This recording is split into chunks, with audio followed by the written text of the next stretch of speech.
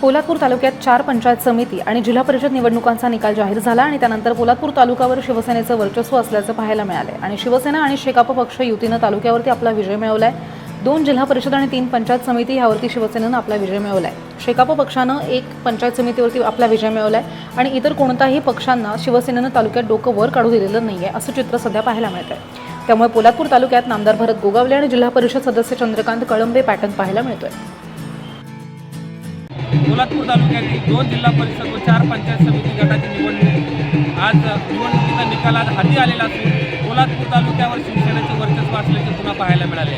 Bharatiya Janata party व शिवसेना या दोघांमध्ये मुख्य लढत पोलादपूर तालुक्यामध्ये होती, मात्र शिवसेनेने आपले वर्चस्व कायम ठेवल्याचे चित्र पाहायला मिळत आहे। नामदार भरत गोगावले यांनी केलेली विकास कामे, त्याचबरोबर पोलादपूरचे नेते चंद्रकांत कळंबे यांनी केलेली विकास कामे व त्यांचा संपर्क यावर शिवसेनेने पोलादपूर तालुक्यात वर्चस्व आपले दाखवून दिलेले। आपण माझ्या मागे पाहू शकता, तहसील कार्यालयाच्या बाहेर शिवसैनिकांचा मोठ्या प्रमाणामध्ये जल्लोष पाहायला मिळत आहे। मोठ्या प्रमाणामध्ये शिवसैनिकांनी या ठिकाणी गुलाल उधळत आहेत व झेंडे घेऊन या ठिकाणी मोठ्या प्रमाणामध्ये उत्साह साजरा करत आहेत।